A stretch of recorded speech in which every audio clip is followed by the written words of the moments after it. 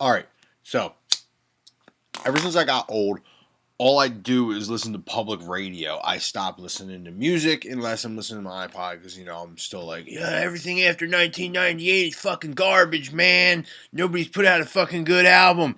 So I'm all stuck in my fucking old years. I'm like, it's kind of like those dudes in like their late 40s that all they listen to is like Foreigner and like Journey. Because, you know, you're always like, man, they're so stuck in the fucking 80s. Anyway, I digress. So since I got old, all I do is listen to public radio. In Syria, there's people, they're protesting the government and they're trying to overthrow the regime. There's around 30 tanks outside the city, thousands of soldiers there to try to quell the rebellion. And the best thing about it, the rebellion is completely unarmed. So there's thousands of citizens that they have no weapons. There's fucking tanks outside the city, and these people are like, I don't know, I got like an old wine bottle or something, like, crack it off, stab him in the neck. I'm gonna go for the jugular. There's an empty spot on the body armor around the jugular. I'm gonna take it out. That's some fucking balls. It's a lot of balls. It's like the local grocer, like, fist fighting SWAT cops. That's fucking passion. That is love. You know what you need to do. You know what is right to do. And you fucking do it. It doesn't matter if, you're probably going to fucking die. You're going to die, but you're marching proudly into death to defend what you believe in. We're complacent Americans. We have nothing we're willing to die for. What are you willing to die for? I mean, do you really have anything? At what point do you say, okay, now I'm willing to fight and die for something? I don't know what my point is. I don't know at what point I'd be like, yeah, I'm gonna fight and die for that, because I don't like the idea of dying. I'm totally accepting of death, and it's a fact, and it's just what happens. You get old, you die, or you get sick and die, or you get hit by a fucking car, like somebody breaks in your house and stabs you in the face. You're gonna die one way or another, and you don't know when it's going to happen. I could be standing in line at a gas station to buy a pack of cigarettes, and somebody could shoot me in the back of the fucking head robbing the gas station, and that can happen at any day. If any one of us sits down long enough and maybe draws up an outline with the little circles, the circle with the lines, the web, the outline web, the circle line. Yeah, well, go back to general English in high school when you were a freshman. So the little outline with the webs, if you fucking sit down and do that, and you write in everything that you love and everything you care about, what you're willing to do for it, I'm sure you can find something that you're willing to die for. I'll die for my kids. That's not even a fucking problem. I'll die for my kids. I'm going to try to avoid every situation that's going to get me to where I have to die for my kids. Because I don't want to die. I don't want to die. But here you got in Syria, you got people you have civilians marching against the military with tanks and shit.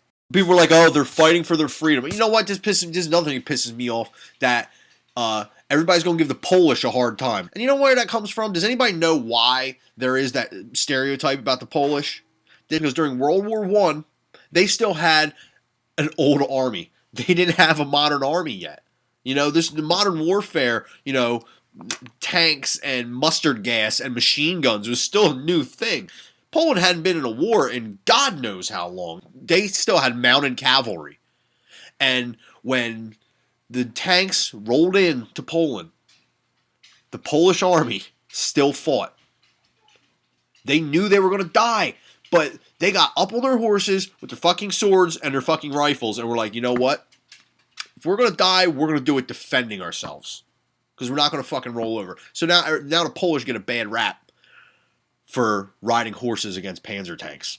That is true love for your people and your country. And this is what's going on all over the Middle East, and people are like, they're fighting for the freedom. I want to see if in 100 years start making, ventilated condom jokes and, ejection seat in a helicopter and all that shit. Syrian inventions. Nobody's going to say that about Syria. Leave the Polish alone. Have some integrity. Have a little bit of love for what you do. Put some passion into things. You're going to get mowed down by a tank. You're in a fucking t-shirt. What's wrong with you? I admire it. I really do. I have that kind of passion in my life. Nobody's threatening my passions with a tank. I mean, I don't know how that would go over. I like to think I would be like, I'm standing up for what I believe in. But at the same time, if I'm staring down the barrel of a goddamn tank, I'm probably going to be like, maybe we can talk about this at a later date. We'll do lunch. I'll buy you a falafel. They're falafel crazy over there. It's not a fad. Not like that crazy rock and roll music.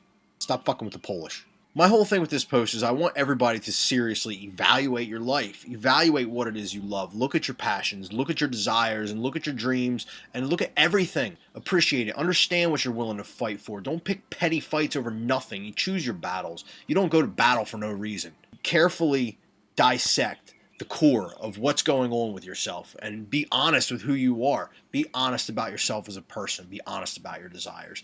Know what you want. I know that's hard to do. Lots of us don't know what we want.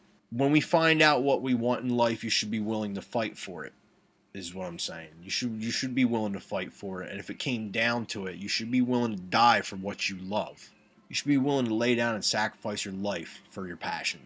We take these things for granted. People in other countries, they don't, they're still fighting just for simple civil rights. Over here, we're arguing with the guy at the T-Mobile counter over stupid shit. None of this really matters. Pick your battles. Pick your battles, know your passion, and cherish it. Hold it close. Never let go of it. And fucking fight for it.